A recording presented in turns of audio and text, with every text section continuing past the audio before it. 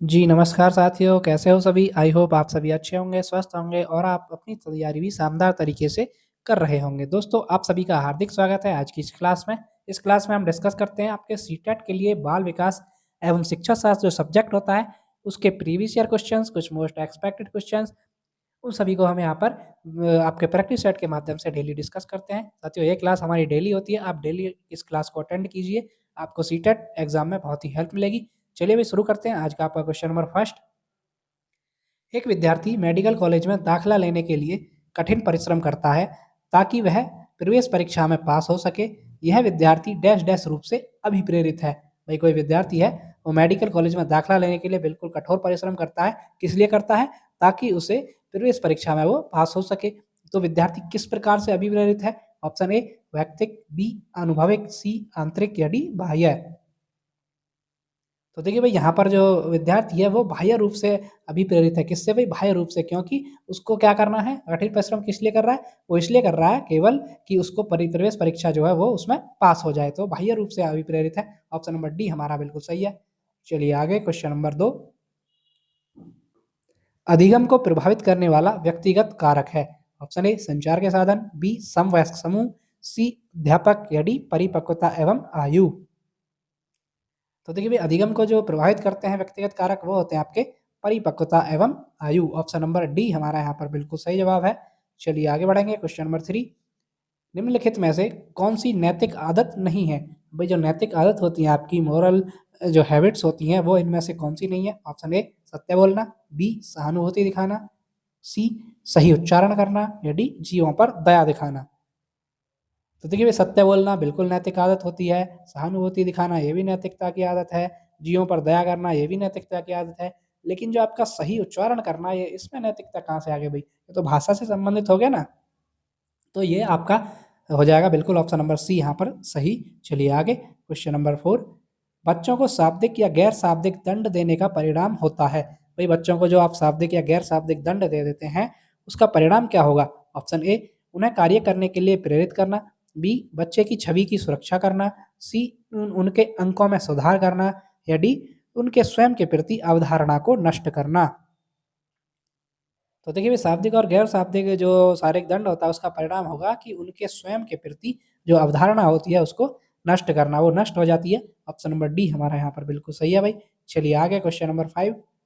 निम्नलिखित में से कौन अर्जित प्रेरक का उदाहरण नहीं है? अब भाई यहाँ पर अर्जित प्रेरक का उदाहरण नहीं पूछा आपसे। ऑप्शन ए अभिवृत्ति, बी रुचि, सी जिज्ञासा या डी भूख।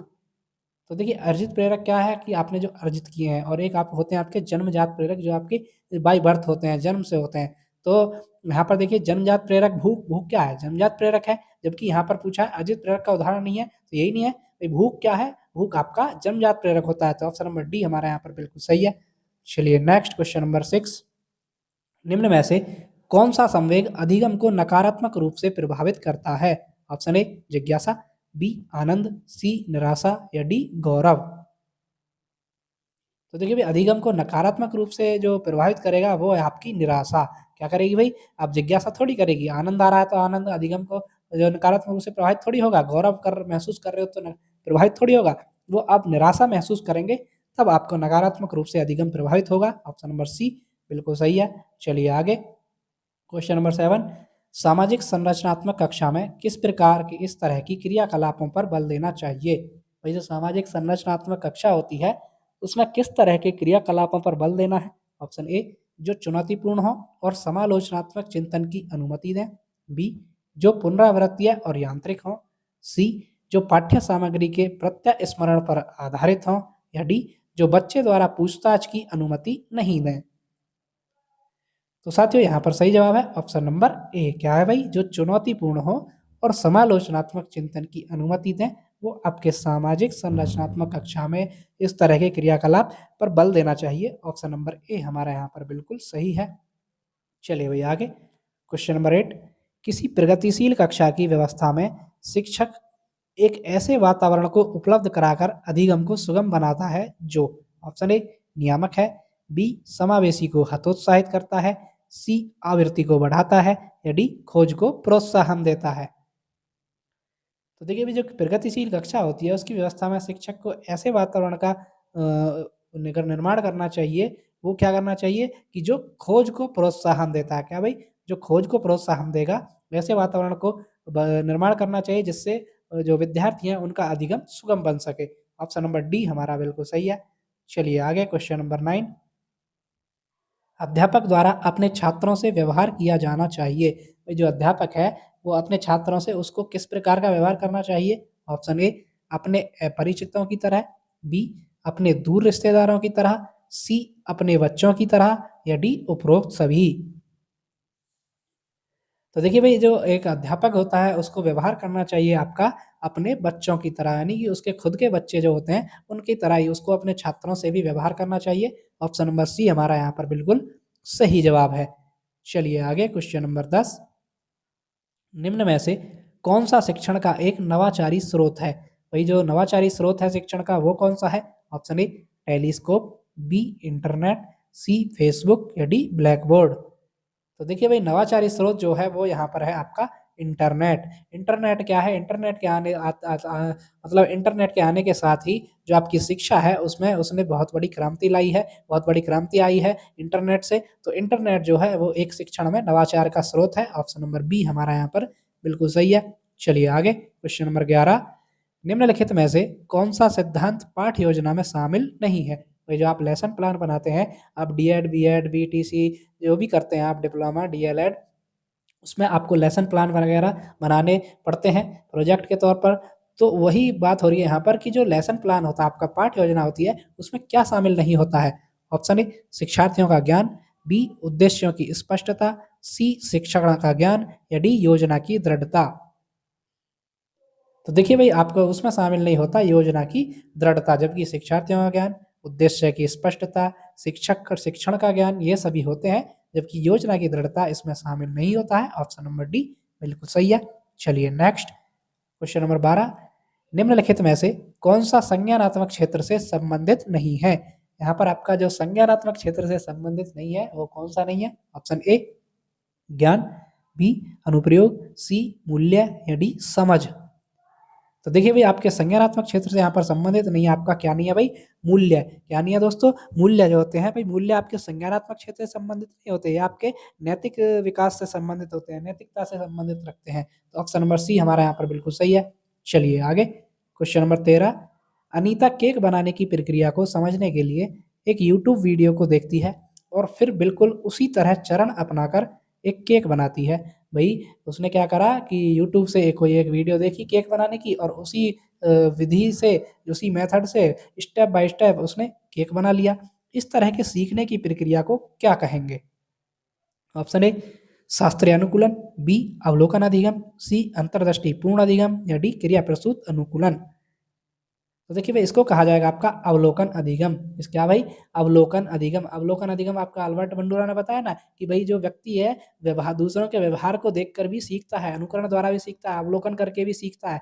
तो यहाँ पर अल्बर्ट बंडूरा का जो सिद्धांत है वो काम में आ रहा है कि भाई किसी के अवलोकन को देख करके, किसी के व्यवहार को देख करके, किसी को अवलोकन करके आप उसी तरह का आपने सीख लिया, आपकी लर्निंग कर ली। भाई क्या करा उसने भी यूट्यूब पर कोई वीडियो देखी, उसमें जैसे जैसे केक बताया जा रहा था वैसे ही उसने बना लिया। उसने क्या करा उसका अनुकरण किया, एक तरह से अवलोकन करा उसके व्यवहार का, तो उसने लर्निंग की। तो वही है आपका ऑप्शन नंबर बी हमारे यहाँ पर बिल्कुल सही जवाब है। चलिए नेक्स्ट क्वेश्चन नंबर 14। जब बच्चे एक अवधारणा को सीखते हैं और उसका प्रयोग करते हैं तो अभ्यास उनके द्वारा की जाने वाली त्रुटियों को कम करने में मदद करता है। भाई बच्चे कोई अवधारणा सीख रहे हैं, उनका प्रयोग कर रहे हैं, तो उनके द्वारा जो अभ्यास किया जाता है, प्रैक्टिस की जाती है। अब भाई प्रैक्टिस क्या करती है? त्रुटियों को कम करने में मदद करती है। प्रैक्टिस मेक्स मैन परफेक्ट, सही बात है ना? भाई प्रैक्टिस से ही जो परफेक्टता आती है, परफेक्ट होता है व्यक्ति।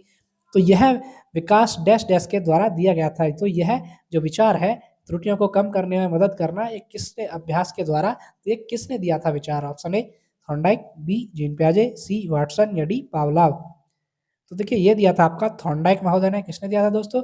ये आपका थॉर्नडाइक महोदय ने दिया था। इन्होंने आपके सीखने के नियम भी बताए थे। कितने नियम बताए थे?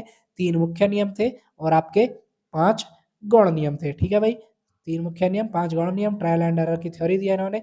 चलिए भाई आगे बढ़ेंगे। Question number 15। पौधे के भाग विषय को पढ़ाने की सबसे प्रभावी पद्धति है। अब भाई कोई विषय है पौधे के भाग, अब इसको पढ़ाने के लिए सबसे प्रभावी पद्धति कौन सी होगी? ऑप्शन ए पौधे का चित्र श्यामपट्ट पर बनाकर वर्णन करना, बी पौधे और इसके भागों का चित्र दिखाना, सी विस्तृत व्याख्या करना, या डी एक पौधे को कक्षा में प्रदर्शित करना और विद्यार्थियों द्वारा इसके भागों का अवलोकन करना। तो भाई यहाँ पर सही जवाब है ऑप्शन नंबर डी कि क्या करना है आपको, एक पौधे को कक्षा में प्रदर्शित करना है और विद्यार्थी द्वारा इसके भागों का अवलोकन करना है कि विद्यार्थी उसके भागों का अवलोकन करें। भाई टॉपिक क्या है, पौधे के भाग, तो पौधे के भागों का अवलोकन करेंगे उसको देख देख करके बच्चे मूर्त रूप में, प्रत्यक्ष रूप में, तो वहाँ पर उनके जो पद्धति है ये पढ़ाने की सबसे प्रभावी होगी और जो लर्निंग होगी वो भी इफेक्टिव होगी। ऑप्शन नंबर डी हमारा यहाँ पर बिल्कुल सही है।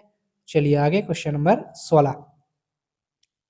वो विद्यार्थी जिन्हें दिव्यांगता है उनके सफल समावेशन के लिए क्या आवश्यक है। भाई जो दिव्यांग विद्यार्थी होते हैं उनके सफल समावेशन के लिए क्या आवश्यक होना चाहिए। ऑप्शन ए सुलभ अवसंरचना या इमारतें, बी विद्यार्थियों का अलगाव, सी शिक्षकों का पक्षपातपूर्ण रवैया, या डी साथियों के बीच समानुभूति और दया।